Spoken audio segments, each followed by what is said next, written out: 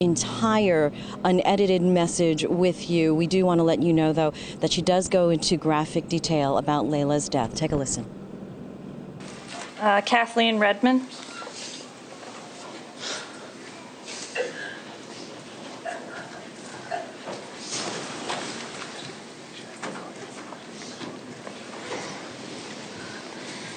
Ma'am, please raise your right hand.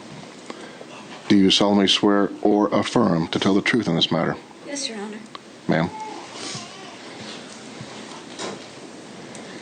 Alana Tamplin, Alana Stiano, Gregory Moore, Nita Johnson, Austin Mankey, Layla Eileen Aiken. All are victims of a continuing problem in our community, hit-and-run fatalities.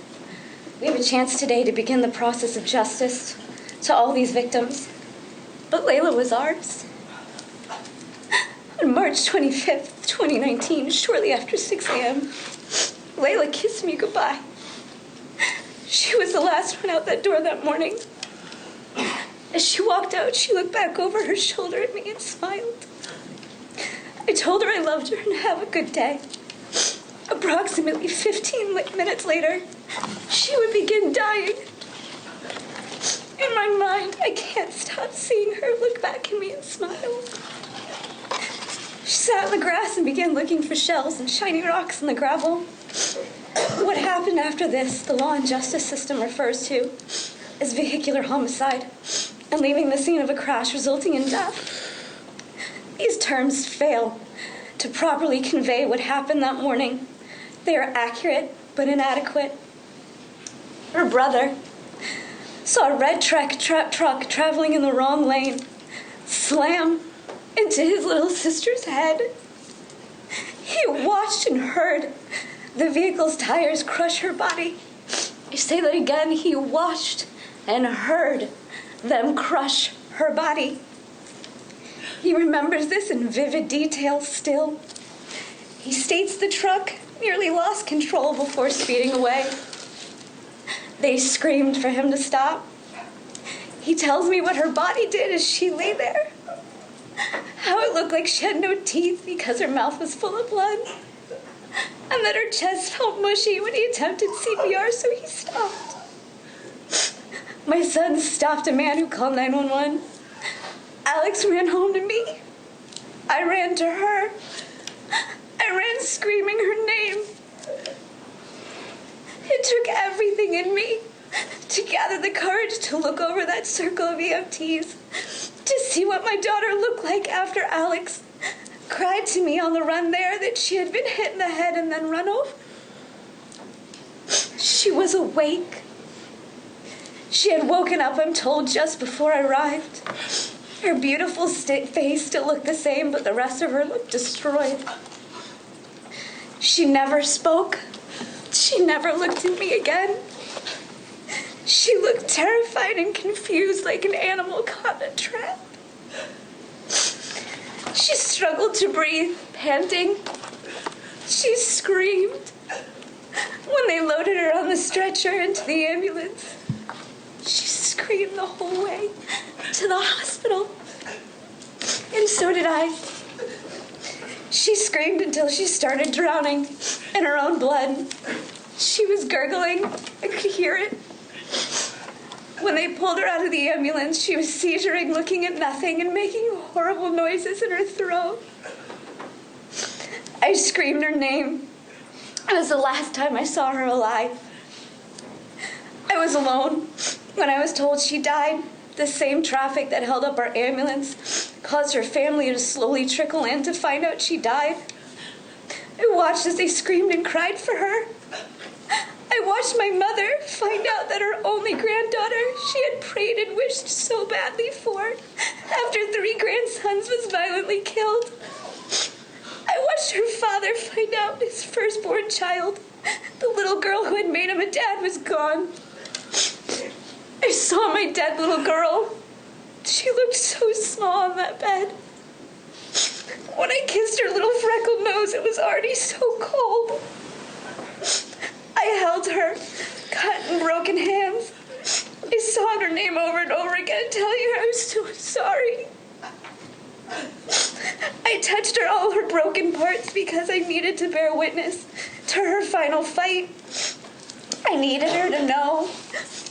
So I told her how brave and tough she was. I had to tell her brothers that their little sister didn't make it. They wailed and sobbed. They asked to see her. Although I didn't let them, I was in awe of their bravery. They were only 9. I think of this number often when anyone mentions the age of the young man who killed my only daughter as an excuse for his actions. Logan Hetherington killed my daughter, Layla. He's on video that morning carelessly rolling through multiple stop signs, taking his back way to work, the way that happened to be where my children lived. That intersection was just one of many on his way to work, until it became the spot where he ran over a little girl in front of her family. Our little girl. I asked the boys, is there any way the driver didn't know he hit something? They were viciously adamant in their answer. No. They say when it struck her head, it sounded like a gunshot. They say that the truck took a noticeable bounce when it ran over her body, that he sped off nearly losing control and hitting a mailbox. I believe them. No one other than Logan will ever know what happened in that truck that morning, but I wish he did. I wish he had stopped. She was dying and her brothers were scared. She was dying. Logan's vehicle fractured her skull, herniating her brain. Her clavicle was fractured, tearing a major artery in her chest. His truck tore holes in her lungs, heart, kidneys, pancreas, and ruptured her spleen. He broke her ribs, right hip, and spine. As I stated before, she woke up. She was dying, and the man who killed her saw none of this. He doesn't have to carry the unbearable visions and sounds of that morning. Unlike Chase, Alex, and I, Logan didn't have to see her fight to live and fail. Knowing all this, you may ask how our family, how I, can choose the plea deal we have chosen.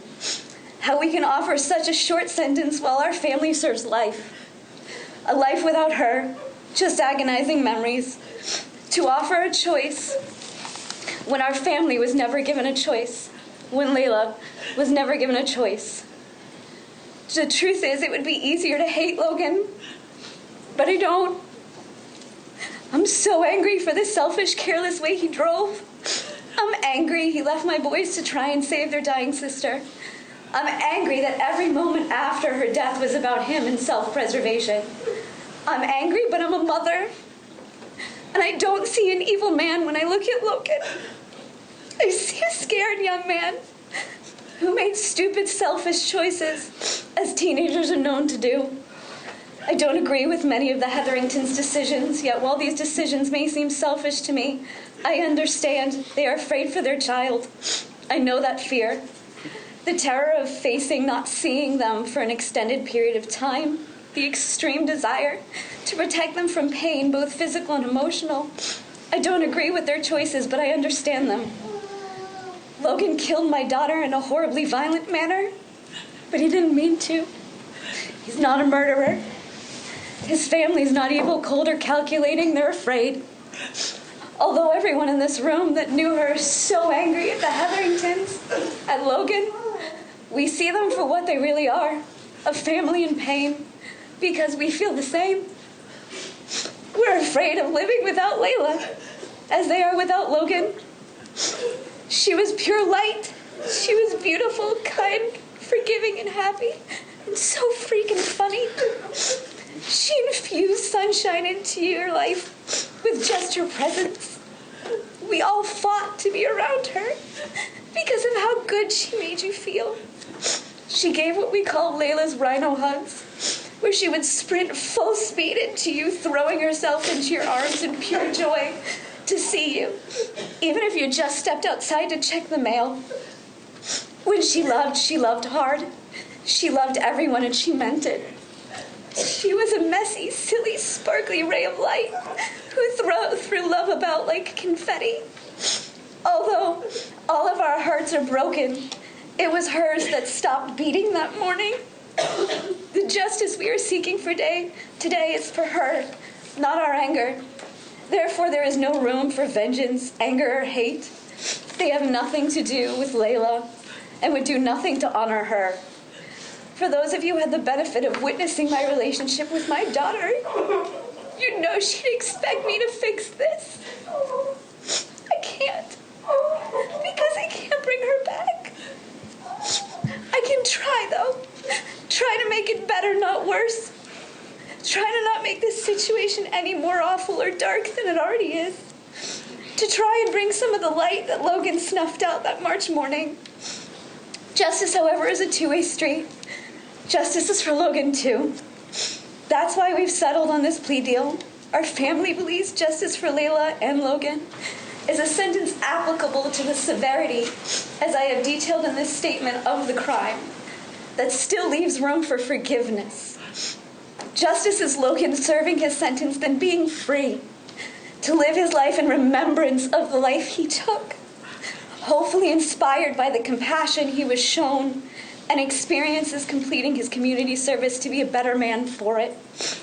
Justice is Logan trying to bring back the light he extinguished, the light that was my buggy girl, the light that shined so brightly in our Layla.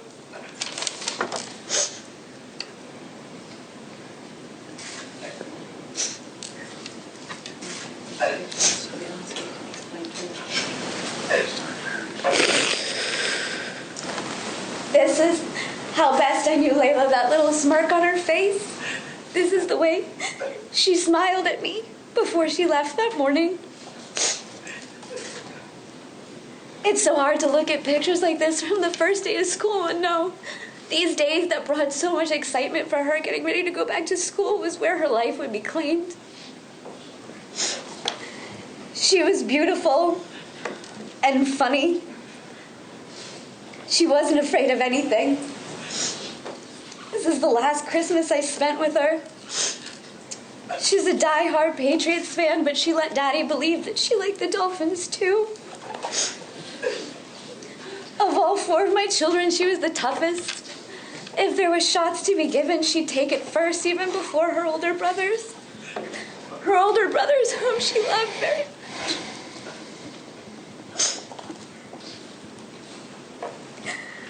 I always said that I didn't want a girl, that I was satisfied with just boys. And then Layla came into my life and she showed me how wrong I was. I not only lost Layla, but I lost that whole dynamic of having a daughter that morning.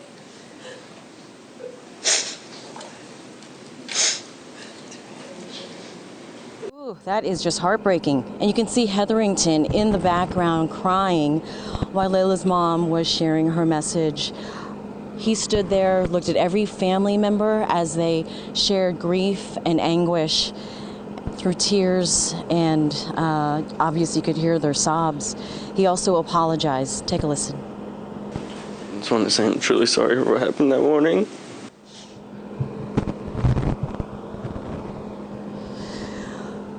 Well, right now we're standing again in the memorial, in front of the growing memorial here where Layla was killed back in March on that fateful morning last year. In the next half hour, we will speak to our legal analyst and FGCU law professor, Dr. Pamela C., on the sentencing that Logan Hetherington received as a youth offender, what that means, and if anything would have been different if he would have been tried as an adult. For now, we're live in Cape Coral. Jane Monreal, Fox 4, in your corner.